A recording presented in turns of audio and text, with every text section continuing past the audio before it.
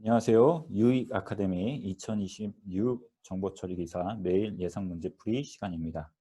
오늘은 2장 IT 프로젝트 정보 시스템 구축 관리 내용 중에서 네트워크 구축 관리 관련 내용의 시험 문제를 풀어보도록 하겠습니다.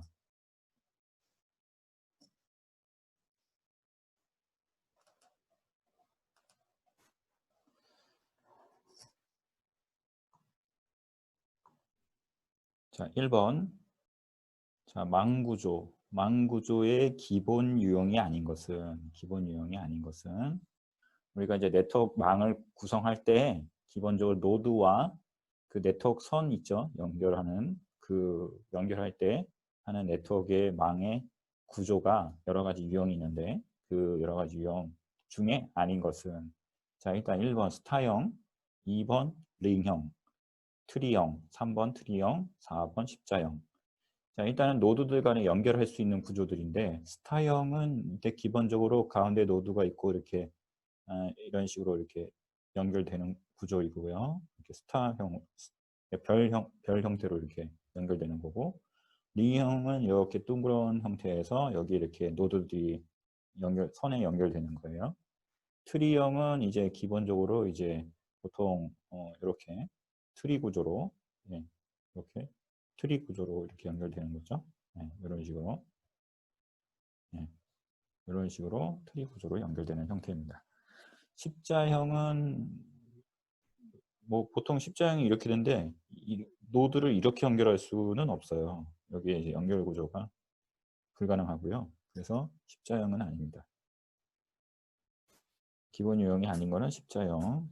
자, 그래서 이제 보시면 통신망의 구성 형태 5가지가 있는데요. 5가지 중에 성형이 있고요. 스타형, 링형, 원형이죠, 원형.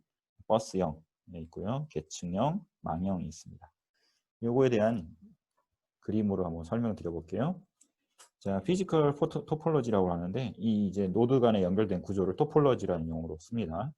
버스 토폴로지는 기본적으로 버스 노선도를 생각하시면 돼요. 버스 노선도에 이렇게 이게 정류소라고 생각해 보세요. 이 노드들이.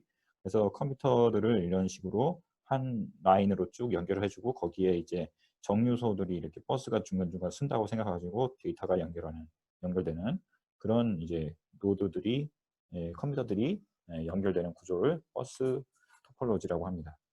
그 다음에 링형은 이제 아까 설명드린 대로 노드들을 이렇게 원형 형태로 쭉 연달아서 하나의 원 형태로 연결을 쭉 한 거고요. 그 다음에 스타형은 이제 가운데 이제 어떤 중간에 뭐 네트워크 장비 같은 거를 중간에 놓고 이제 노드들을 쭉 연결을 한 거죠. 그 네트워크 장비에다가 보통 우리가 이제 주로 많이 쓰는 뭐 이제 허브라든가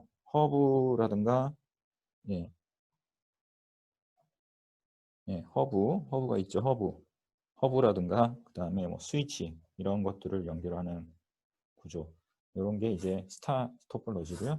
그다음에 익스텐디드 뭐 스타 토폴로지는 이제 스타 구조에서 이제 네트워크 장비들을 서로 또 내부에다가 연결을 구조를 해서 더 익스텐디드 확장시켜서 스타 모양으로 연결한 겁니다.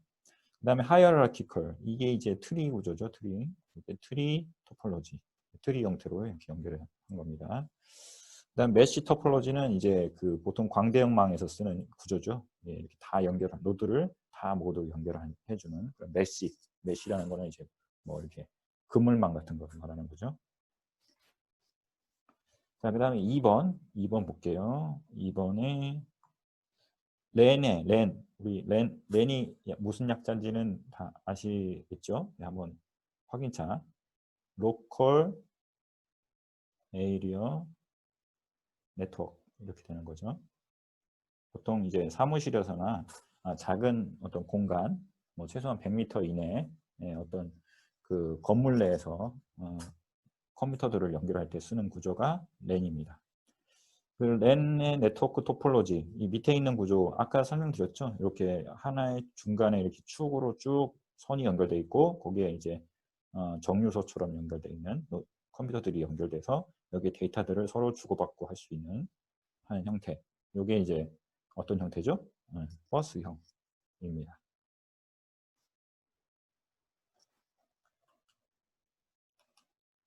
버스형, 그죠? 버스형. 자, 그래서 이 구조만 잘 보면 이제 알 수 있는 버스 노선도와 같습니다. 예. 그다음에 3번, 그다음에 중앙에 이제 호스트 컴퓨터가 있고요. 그다음에 이를 중심으로 터미널들이 연결된 네트워크 구성. 그러니까 중앙에 호스트 컴퓨터가 있고 이렇게 이런 식으로 연결된 걸 뭐라 그랬죠? 이렇게 스타형이라고 그랬죠. 성형입니다. 자, 중앙에 호스트가 있고 중심에 터미널이 연결되는 구조. 이런 게 이제 서버 네트워크, 서버 클라이언트 구조가 대부분 이제 여기가 서버고 여기가 클라이언트. 이런 식의 구조가 대부분 성형이라고 할 수 있습니다. 자, 4번. 한쪽 방향으로만 흐르고 병목 형상이 드물다. 그러니까 한쪽 방향으로만 쭉 데이터들이 흐르고 병목 형상이 없죠. 어디에 이렇게 몰리는 형상이 없는 거죠. 집중되는. 그래서 두 노드 사이에 채널이 고장나면, 근데 단점은 이제 채널이 고장나면, 한쪽이 채널이 고장나면 네트워크 자체가 다 망가지는, 손상되는 그런 단점을 갖고 있는 거를 뭐라 그러죠? 이걸 이제 링형이라고 합니다. 링형 토폴로지를 잘 보시면 이렇게 동그랗게 되어 있는 상태에서 노드들이 다 이렇게 한쪽 방향으로만 연결되어 있는 구조들. 이렇게. 그러니까 만약에 이제 노드가 그래서 여기서 여기가 이렇게 단절이 됐다든가 요 부분이 이제 망가지면 전체가 다 연결이 안 되는 그런 형태가 문제가 발생돼요. 그래서 링형에는 이제 우리가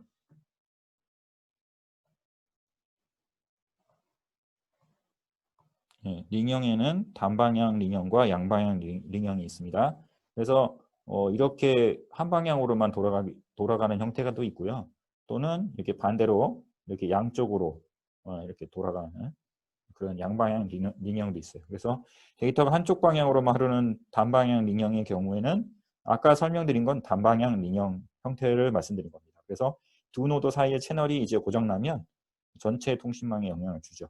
근데 이제 양방향 같은 경우는 이쪽으로 내려가기도 하고 반대로 돌아가기도 하기 때문에 이쪽이 손상이 돼도 반대로 돌아갈 수가 있잖아요. 그렇죠?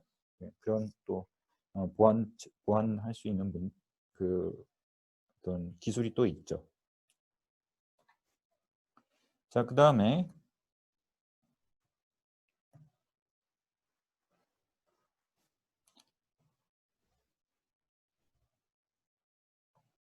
근거리 네트워크의 특징이라고 할 수 없는 것은 여기서 근거리 네트워크는 뭐를 말하는 영문으로 랜 네트워크를 말하는 걸 근거리 네트워크로 우리나라 말로 하죠. 할 수 없는 것은 자, 근거리 네트워크의 특징이 아닌 걸 잘 살펴볼게요. 1번 데이터의 전송 속도가 빠르다. 일단 가까운 거리에서 데이터를 전송하는 거기 때문에 일단 빠르고 맞죠. 그 다음에 경영의 융통성을 향상시킬 수 있다. 그 다음에 3번 네트워크 구조는 메시형이 많이 사용된다. 일단 넘어가 볼게요. 그 다음에 4번 자료 장비 공유가 용이하다. 뭐 2번 같은 경우는 경영의 융통성을 향상시킬 수 있다. 좀 뭐 약간 뭐 기술적인 의미의 어떤 지문은 아니지만 어쨌든 랜이라는 것은 기본적으로 기업 내에서 짧은 거리 내에 어떤 네트워크를 연결하는 거기 때문에 또 경영의 융통성을 향상시킬 수도 있습니다. 예, 그러나 3번 같은 경우는 이제 이게 잘못된 거죠. 네트워크 구조에서 메쉬형 아까 보셨죠? 이렇게 연결해서 이 어떤 노드들을 다 연결하는 거예요. 이렇게 모두 다 연결시켜주는 이런 구조가 메쉬 형태인데 이런 구조가 메쉬 형태라고 볼 수 있는데 랜은 이렇게 메쉬로 연결하지는 않습니다. 보통 아까 버스형이나 링형을 많이 버스형이나 트리 구조 아까 트리 구조 있었죠? 하이어라키컬 이런 거를 많이 쓰게 되죠. 그래서 근거리 네트워크 통신망은 뭐라고요? 링형하고 버스형을 가장 많이 씁니다. 사실 이제 현장에서는 버스형을 제일 많이 쓰고요. 이 형태를 많이 씁니다. 메시형은 망형을 의미합니다. 그래서 메시형은 주로 어디에 쓰냐면 근거리 네트워크보다는 원거리, WAN이라고 원거리, 넓은 거리, 와이드 에어리어 네트워크에서 많이 씁니다. 도시간 연결이라든가 이런 데 쓰는 거죠. 자, 기업의 랜 구성도를 한번 간단하게 그림으로 한번 살펴보고 넘어가 볼게요. 보통 우리가 일상적으로 기업에서 랜을 구성할 때는 보통 이런 아주 전형적인 구조의 이 구성도 그림이에요. 자, 일단 우리가 기본적으로 다 인터넷을 사용하기 때문에 인터넷 ASP 서비스하는 회사로부터 연결을 하고요. ASP 서비스 하는 거 아시죠? 그다음에 그래서 이제 전용선을 통해서 이 라우터를 통해서 이제 연결을 합니다. 그리고 이제 중간에 이제 방화벽이 보통 있어요. 그래서 방화벽을 통해서 이 외부에 있는 에서 들어오는 인바운드로 들어오는 네트워크에 대한 트래픽, 패킷이나 이런 것들을 통제를 하죠. 이 방화벽이 일단 들어올 때 한번 거쳐서 들어오게 하는 거예요. 필터링을 해주는 거예요. 어떤 노드들, 그러니까 IP로 보통은 차단을 하는데 방화벽에 보면은 IP나 또는 포트로 이렇게 정책을 정해서 이건 어떤 거는 통제를 하고 어떤 거는 오픈해주고 이런 식으로 방화벽을 설정을 하게 됩니다. 그래서 이제 중앙 스위치로 들어오면 이게 보통은 중앙 스위치를 보통 백본 스위치라는 말을 쓰기도 해요. 백본 스위치. 그래서 백본 스위치는 왜 백본 스위치냐면 이게 이제 구조가 뼈대의 어떤 여기 이제 보면은 이런 식으로 이렇게 연결돼서 기업 내부에 어떤 이렇게 트리 구조로 이렇게 연결을 하는데 이 모양이 약간 등뼈 같은 구조예요. 사람의 등에 보면은 등에 어떤 등뼈가 이렇게 있고 거기에 등뼈가 있고 거기에 이렇게 갈비뼈들이 이렇게 쭉 연결돼 있지 않습니까? 그러니까 이런 구조를 말하는 거죠. 그래서 이제 백본 스위치 내에서 이제 뭐 웹 서버나 메일 서버나 인트라 서버나 이렇게 해가지고 요게 이제 요게 서버들을 만드는 백본 스위치를 통해서 이렇게 보통은 서버 존이 있어요. 서버 존을 두고 그 다음에 이제 서버 존에서도 보통 보면은 웹 서버나 메일 서버나 이런 것처럼 외부하고 연결해야 되는 것은 DMZ 존에다 놓고요. DMZ 존에다가 놓고 그 다음에 이거는 이제 DMZ에서는 이제 외부와 연결을 할 수 있는 어떤 그런 완충 역할을 해주는 그런 DMZ 구간이 있고요. 그래서 보통 웹 서버는 이제 외부에서 들어오는 것을 받는 곳이잖아요. 그리고 웹 서버하고 내부망 지역이 있어요. 그래서 여기는 인트라 서버는 보통 내부망 지역에다가 놓습니다. 그래서 이 DMZ하고 내부망하고의 큰 차이점은 뭐 위치나 이런 거는 뭐 이렇게 큰 의미는 없고 이게 망을 구성할 때 이제 기본적으로 IP 대역 얘는 이제 그 공용 IP 대역을 쓰고요. 이 공용 IP는 이제 외부에 노출되는 거기 때문에 유일한 전 세계 하나밖에 없는 그런 IP를 쓰는 거고요. 공용 IP를. 그리고 여기 내부 IP는 사설 IP를 씁니다. 사설 IP. 내부망에서는. 그리고 마찬가지로 여기 이제 여기서부터는 여기 이렇게 만약에 분리했다 그러면 여기까지 여기 전부가 다 이제 어떻게 보면 내부망인 거예요. 사내망. 그래서 사설망 쓰는 거죠. 사설망이 되는 거죠. 사설망. 그래서 마찬가지로 사설 IP를 쓰게 됩니다. 사설 IP 대역은 그 이제 그 외부에 노출되는 그런 IP가 아니라 보통 뭐 192.168. 뭐 0.1 뭐 요런 대역을 많이 쓰죠. 뭐 아니면 1번 대역이나 뭐 이렇게 외부에 노출되지 않은 그런 식으로 이제 여기서 이 지역 커브라고 되어 있는 거는 요건 스위치. 보통 이제 이게 층별로 나눠서 쓴다고 한다면 스위치라고 볼 수 있어요. 스위치라고 했어요. 그래서 스위치를 통해서 이게 뭐 각 층별로 있다고 보세요. 이게 뭐 5층, 여기는 4층,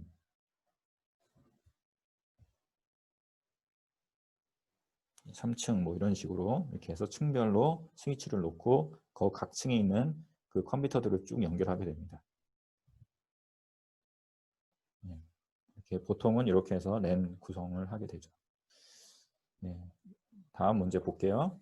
자, L4 스위치의 기능이 아닌 것은 자, L4 스위치 보통 이제 기업에서 네트워크 장비나 시스템을 운영해 봤거나 시스템실에 또는 전산실이나 이런 데 근무하게 되면 대부분 L4 스위치를 많이 사용하는 것을 알 수 있는데, L4 스위치는 보통 이제 우리가 그 로드 밸런싱 하는 그런 기능을 해주는, 그러니까 어떤 웹 서버들이 있으면 그 서버들이 여러 대를 쓰거든요. 우리가 그 웹 서버들이나 이런 거 서버가 여러 대가 있을 때 그 서버 여러 대들을 사용자가 들어오면 하나의 어떤 서버인 것처럼 해서 어떻게 분산을 해주는 그런 역할을 해주는 게, 그리고 로드 밸런싱도 하고 기본적으로 우리가 OSI 7 레이어에서 네트워크 레이어 역할을 하는 그런 스위치 기능을 합니다. 그래서 1번 로드 밸런싱 기능을 제공한다. 이거 아까 말씀드렸죠. 이게 그 L4 스위치가 보통 이렇게 웹 서버들이 여러 대 이렇게 있으면 사용자 PC에서 이렇게 들어오면 이때 여기 L4 스위치를 둬서 또 사용자가 들어올 때 이쪽 서버로 갈지 이쪽 서버로 갈지 이렇게 분산을 해주는, 이렇게 나눠서 들어갈 수 있게 여러 사용자들이 들어올 때 이렇게 이쪽으로 어떤 PC는 일로 들어오고 어떤 PC는 일로 들어오게 이렇게 분산을 해주는 그런 역할을 해줍니다. 그 다음에 TCP, UDP를 기반으로 트래픽을 분류한다. 예, 이거 맞고요. 그 다음에 패킷 내용을 참조하여 트래픽을 분배한다. 그 다음에 4번 사용자 요구를 서버의 부하 분배 상태에 따라 배분한다. 이 4번도 맞고요. 예, 답은 이제 3번입니다. 패킷 내용을 참조해서 트래픽을 분배한다. 요거는 트래픽을 사실 보는 것까지 하는 거는 어떤 거냐면 패킷 내용까지 참조하는 스위치는 L7 스위치예요. 그래서 L4는 기본적으로 IP 단위로 로드 밸런싱하고 그 다음에 기본적으로 IP 단위로 분배를 하는 IP 패킷을 기반으로 해서 분배를 하는 거지 패킷의 내용 자체를 보진 않아요. 그래서 3번이 정답입니다. 3번이 요거는 이제 L7에 대한 설명입니다. 자, 그 L7 스위치는 또 뭔지는 뒤에서 또 설명드릴게요. 자, 스위치가 여러 가지 종류의 스위치가 있는데 보통 우리가 이제 통상적으로 L2 스위치, L3 스위치, L4 스위치, L7 스위치 이렇게 네 가지가 있어요. 근데 보통 L2 스위치는 잘 안 쓰고요. 보통 L4, L3 스위치하고 L3, L4, L7 이렇게 쓰는데요.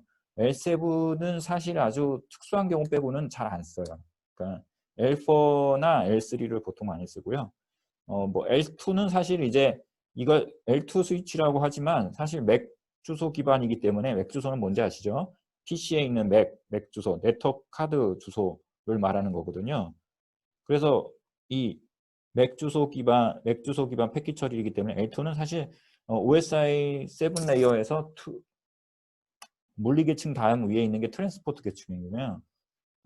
데이터 링크 계층이죠. 이 계층이 데이터 링크 계층이죠. 물대네 이렇게 외우시죠. 그래서 물리 계층, 그다음에 데이터 링크 계층, 데이터 링크 계층이죠. 그래서 요거는 사실 맥 주소 기반이기 때문에 그냥 뭐 일반 스위치, 보통 일반 우리가 말하는 스위치를 말하는데 보통 뭐 허브나 또는 뭐 스위치 그냥 보통 그냥 연결해주는 단순하게 어떤 PC들을 연결해주는 정도 해주는 거고요. 그 다음에 L3하고 L4가 이제 보통 이게 자 보시면 이 각각의 장비들이 다 다른 기능, 다 따로 각각의 기능이 별개의 그 스위치를 기능을 갖는 게 아니라 이렇게 보시면 L2 스위치에서 L3 스위치는 보통 L2 스위치가 갖고 있는 기능들도 다 갖고 있어요. 그래서 이렇게 포함 관계를 갖고 있어요. 이렇게 포함 관계를 갖고 있습니다. 자, 그래서 L2 스위치가 하는 맥 주소 기반 패킷 처리 기능도 L3에서 다 해요. 그 기능을 다 하게 됩니다. 그리고 L3는 IP 주소 기반의 패킷 처리를 해요. 그래서 아까 얘기했던 IP 단위로 여기 물대네. 네. OSI 계층에서 3계층은 네트워크 계층입니다. 네트워크 계층. 예, 네트워크 계층 IP 단위로 그 라우팅해주는 그런 라우팅이 뭐죠? 그러니까 IP 단위로 그 IP 주소를 기반으로 어디로 데이터가 패킷이 흘러가는지에 대한 것들을 컨트롤해주는 그런 장비라고 할 수 있죠.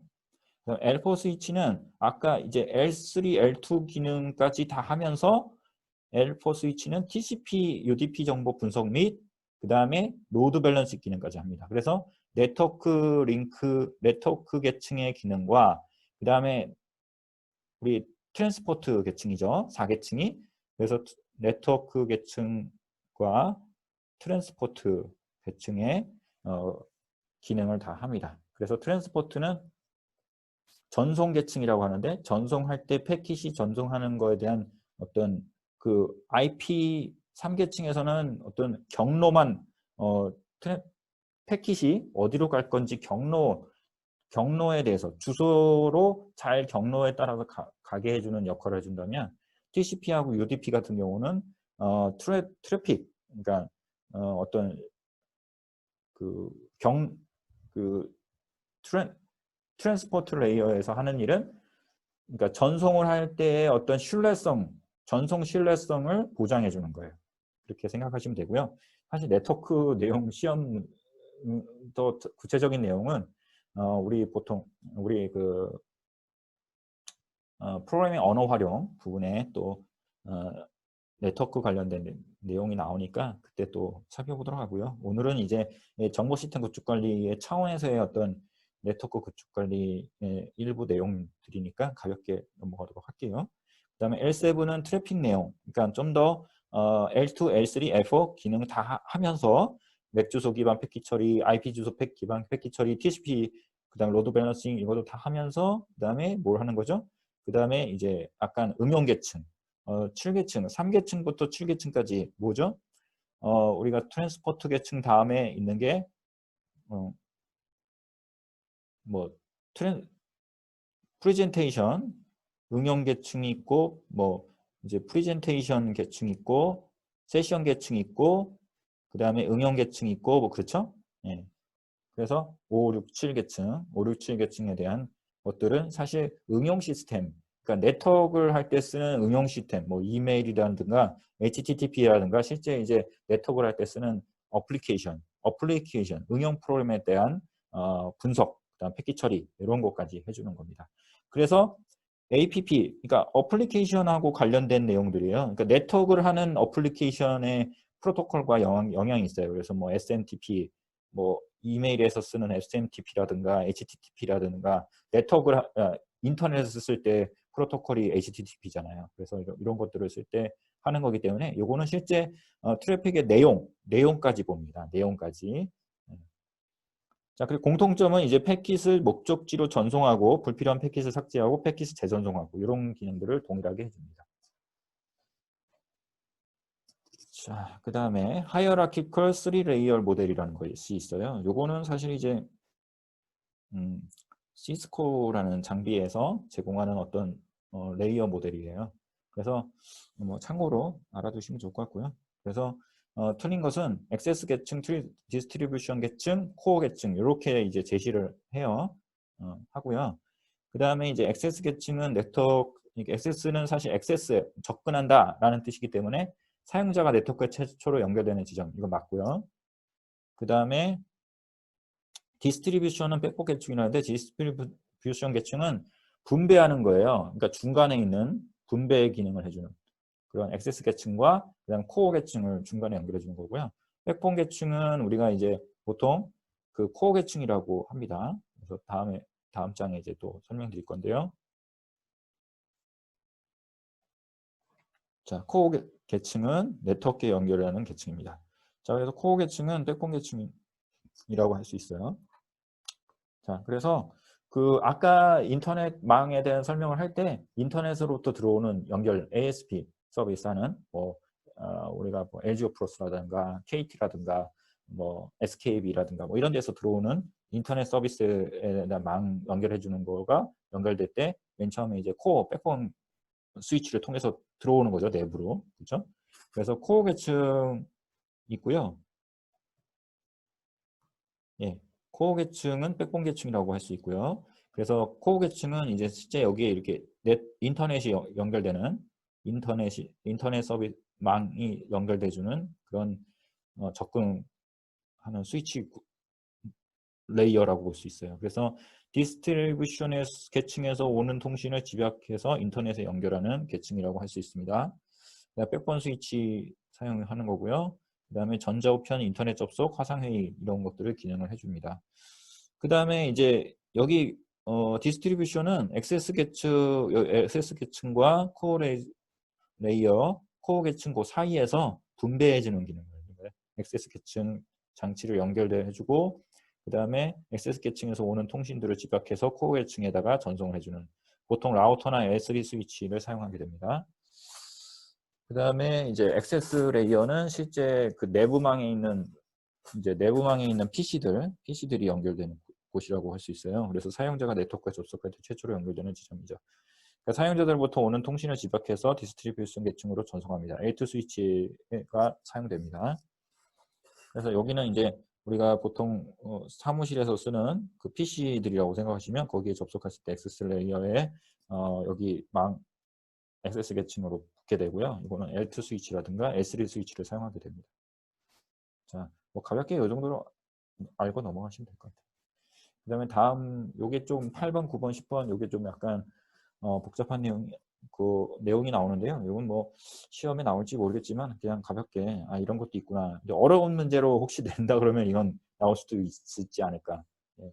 그래서 IP의 라우팅 프로토콜이 아닌 것은 자 IP 인터넷 프로토콜이죠. 그래서 IP 주소를 쓰는 IP 프로토콜에서 라우팅 할 때 경로 제어하는 거죠. 라우팅 하는 게 경로 제어하는 데 쓰는 프로토콜이 여러 가지가 있어요.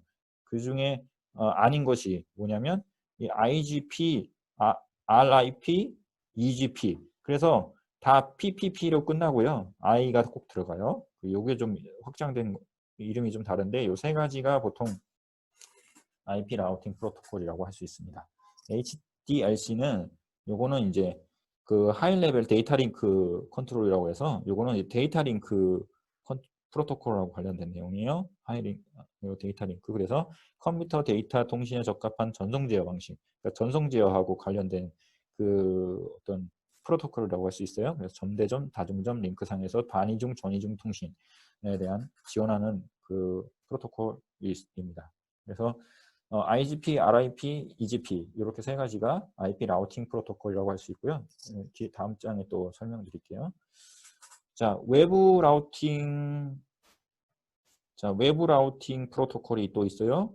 외부 라우팅 프로토콜이라는 것이 있는데 보통 라우팅이라는 거는 어떤 네트워크망이 있는데 네트워크망이 뭐 이렇게 외부하고 외부 이렇게 서로 망이 있으면 망 간에 또 연결해주는 그런 라우팅을 해주는 것도 있거든요. 그런 걸 말하는 거예요. 그러니까 이거의 어떤 내부망이고 또 다른 내부망이 있으면 그 망 간에 서로 다른 망끼리 연결해주는 그런 외부 라우팅 프로토콜이 있는데 그것이 AS, Autonomous System이라고 해가지고 이제 약간 그 자동으로 연결해주는 그런 어떤 시스템이 있는데 그게 이제 간에 라우팅 테이블을 그러니까 라우팅 테이블 우리가 라우팅 테이블이랑 라우팅을 경로 제어하는 건데 경로에는 주소들이 있어요. 그 주소들에 대한 테이블들이 또 있는 거예요. 그러니까 주소들 정보들이 갖고 있는 테이블 그 주소들만 갖고 있는 정보들 테이블을 라우팅 테이블이라고 합니다. 그래서 그거를 전달할 때 주로 이용되는 것은 무엇이냐라고 하는데 요게 이제 어떤 다른 그러니까 A라는 어떤 네트워크망과 B라는 네트워크망 간에 서로 외부 이게 이 A망과 B망 간에는 서로 간에 바로 봤을 때는 외부죠. 서로 간에 그 외부 간에 라우팅을 할 때 결국엔 보시면 이 망과 이 망 사이에 뭔가 경계선이 있는 거잖아요. 그렇죠? 여기에 라우팅 테이블 정보와 라우팅 테이블의 정보를 여기다 이쪽에다 전달한다라고 했을 때 보면은 얘하고의 서로 간에는 어떤 경계점이 있는 거죠. 그죠? 보더. 그래서 이 보더 게이트웨이. 게이트웨이가 뭐예요? 망과 망 사이에 서로 다른 망 사이에 연결을 해주는 그런 역할을 해주는 게 게이트웨이예요. 그래서 답은 이제 BGP, Border Gateway Protocol. 이게 이제 망 간의 서로 외부 라우팅 프로토콜로서 서로 오토노머스 시스템이라는 것이 서로 다른 어떤 망이라고 한다면 그 망 간에 연결해주는 거를 해주는 게 BGP라 할 수 있습니다. 자, 그래서 오토노머스 이제 보시면 설명을 좀 보시면 오토노머스 시스템이라는 건 자율 시스템이라는 건데 자율 시스템 간의 라우팅 프로토콜에서 이 자율 시스템이라는 거는 뭐 그냥 어떤 그 특정 어떤 바운더리가 있는 어떤 망, 네트워크망이라고 생각하시고 거기에 그 망 자체가 어떻게 보면 자율 시스템으로 구성이 됐다가 이렇게 생각하시면 돼요. 그게 이제 그 라우팅 프로토콜에는 EGP하고 BGP가 있어요. 두 가지가 있는데 그 중에 이제 라우팅 테이블을 전달하는 거는 BGP가 하는 거예요. 보더 게이트웨이. 그 다음에 익스트랙 게이트웨이 프로토콜이라고 EGP가 또 있는데 이건 다음 문제에서 설명 드릴게요. 자, 다음이 설명하는 라우팅 프로토콜은 자, 내부 라우팅 프로토콜 있는데요. 내부 라우팅 프로토콜이다. 내부 라우팅. 아까 설명한 거는 외부 라우팅. 망 간에 서로 간에 외부 서로 바라봤을 때는 외부죠. 외부 라우팅을 해주는 건데 내부 라우팅 서로 그러니까 내부 망 안에서 이 내부 망 안에서의 어떤 라우팅을 또 해줄 수 있는 거거든요. 노드 간에. 그래서 내부 라우팅 프로토콜이며 링크 상태 알고리즘을 이용해서 링크 상태 알고리즘을 사용해서 대규모 네트워크에 적합한 하다. 그래서 IGP의 한계를 극복하고 IETF에서 고안한 것으로서 네트워크 변화가 있을 때 갱신하는 대역을 함으로 대역을 효과적으로 사용할 수 있다. 좀 말이 어렵긴 한데 그래서 핵심적인 거는 뭐냐면 그러니까 IGP의 어떤 한계를 극복하기 위한 것이었다. 그런 뜻이고 링크 상태 알고리즘을 이용한다. 그 다음에 또 뭐가 어떤 거예요? 네트워크 변화가 있을 때 갱신된다. 그리고 대역을 효과적으로 사용할 수 있다. 이런 장점이 있습니다. 그래서 요거가 OSPF예요. 오픈 쇼티드 패스 퍼스트. 약간 좀 보시면 쇼티드 패스 퍼스트? 이런 거 보면은 약간 좀 경로 알고리즘에 쓰는 용어 같죠? 쇼트 패스 퍼스트. 그래서 짧은 경로를 가장 먼저 선택하는 이런 어떤 경로 제어 알고리즘을 쓰는 용어예요. 그래서 이 OSPF가 답입니다. 자, 라우팅 프로토콜은 뭐 IGP에도 있고 뭐 게이트웨이 프로토콜은 여러 가지가 있는데요. 뒤에서 또 설명을 해줄 건데 크게 뭐 인테리어 그래서 내부 IGP가 있고요. 익스테리어 EGP 외부 IP가 있습니다. 아까 EGP에 대한 설명을 아까 잠깐 드렸고요. 그러니까 IGP와 EGP가 있습니다. 그러니까 내부 게이트웨이 프로토콜이 있고 내부 내에서도 어떤 내부망이라는 게 어떤 랜망이라기보다는 더 큰 망인데 그 안에 또 어떤 큰 바운더리 안에 있는 망이 있는데 그 안에서 이제 어떤 게이트웨이 프로토콜 역할을 해주는 게 있고 그 다음에 그 망과 또 다른 망 간에 또 외부 간에 서로 연결해주는 게이트웨이 프로토콜이 있는 거예요. 그래서 그거를 보도 경계 BGP로 또 구분한다고 아까 말씀드렸죠. 내부에서는 RIP하고 SPF가 있어요. 두 가지가 있어요. 그리고 그 RIP는 소규모로 쓰는 어떤 그 프로토콜이라고 생각하시면 되고 라우팅 인포메이션 프로토콜, 라우팅 인포메이션 프로토콜이 약자가 RIP고 그래서 OSPF는 오픈 소티드 패스 퍼스트라고 그러니까 짧은 거리를 위해서 먼저 연결하려고 하는 알고리즘이 필요하다라는 얘기는 결국 어떤 대규모의 어떤 경로를 거쳐서 가야 되기 때문에 짧은 거리를 위해서 빨리 가도록 하기 위한 어떤 솔루션으로서의 프로토콜 기법이다. 이렇게 생각하시면 OSPF는 대규모, RIP는 소규모, 라우팅 인포메이션 정보만 전달하는 라우팅 정보만 전달해주는 그런 프로토콜이다. 그래서 짧은 거는 RIP는 소규모, OSPF는 길기 때문에 대규모 이렇게 해서 이 정도로 알고 계시면 되겠습니다. 자, 여기 설명이 있는데요. 요거는 이제 아까 앞에서 제가 좀 말을 빨리 하면서 설명드렸었던 건데 하나하나 볼게요. IGP는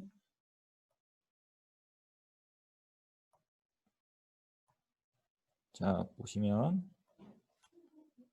IGP는 인테리어 게이트웨이 프로토콜이라고 볼 수 있습니다.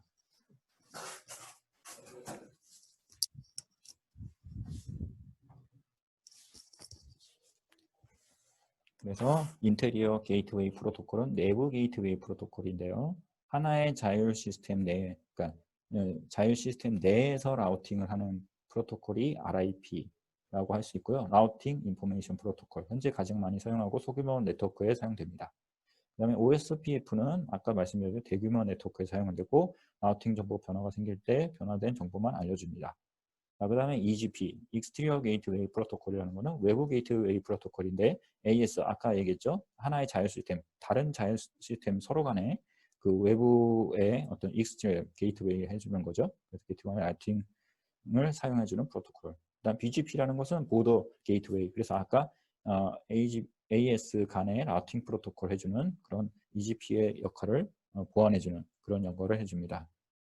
자, 그래서 정보를 전달하는데 아까 뭘 전달을 했죠? 아까 그 라우팅 뭐예요? 테이블, 그렇죠? 라우팅 테이블을 교환을 해주는 그런 기능을 해줍니다.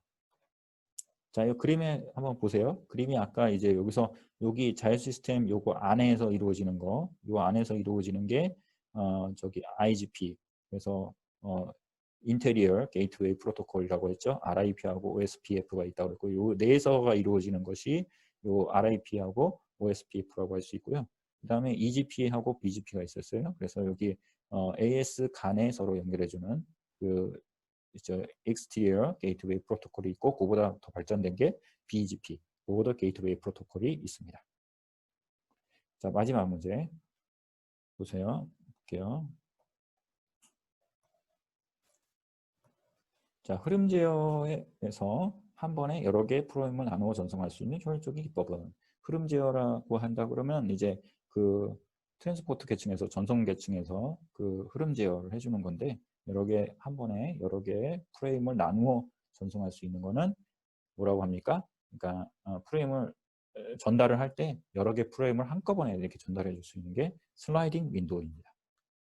슬라이딩 윈도우. 자, 그래서 자, 정지 대기라는 기법도 있고요. 한 번에 하나의 프레임만 전송하는 게 정지 대기. 그래서 라고 할 수 있고요. 슬라이딩 윈도우는 한 번에 여러 개의 프레임을 전송한다. 이렇게 생각하시면 됩니다. 그리고 다시 보시면 흐름 제어 기법에는 정지 대기, 스탑 앤 웨이트. 그래서 저기 스탑 앤 웨이트 하는 방식이 있고요. 슬라이딩 윈도우 하는 방식이 있습니다. 그래서 어떤 노드 간에 데이터를 전송할 때 패킷을 한번 보내고 그 다음에 에크를 받아요. 이게 데이터를 이 패킷을 보내려고 하는데 얘가 받을 거냐라는 것을 해서 오케이 보내라. 그러면 패킷을 전해주는. 이게 이제 3웨이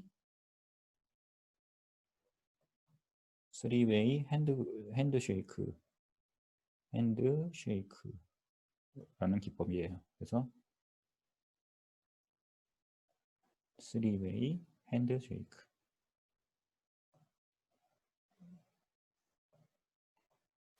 핸드쉐이크라는 기법이 있어요. 그래서 세 단계에 의해서 내가 데이터를 보내려고 하는데 너 받겠냐? 그러면 오케이, 나 받겠다. 에크를 보내면 이 A 쪽에서 다시 정상적으로 데이터를 보내는 이런 거죠. 스탑 앤 웨이트. 그러니까 서로 멈췄다가 기다렸다가 보내는. 그래서 하나의 데이터를 전할 때 하나만 전달하는, 하나의 패킷 한 번 보낼 때 하나의 패킷만 보내는 구조.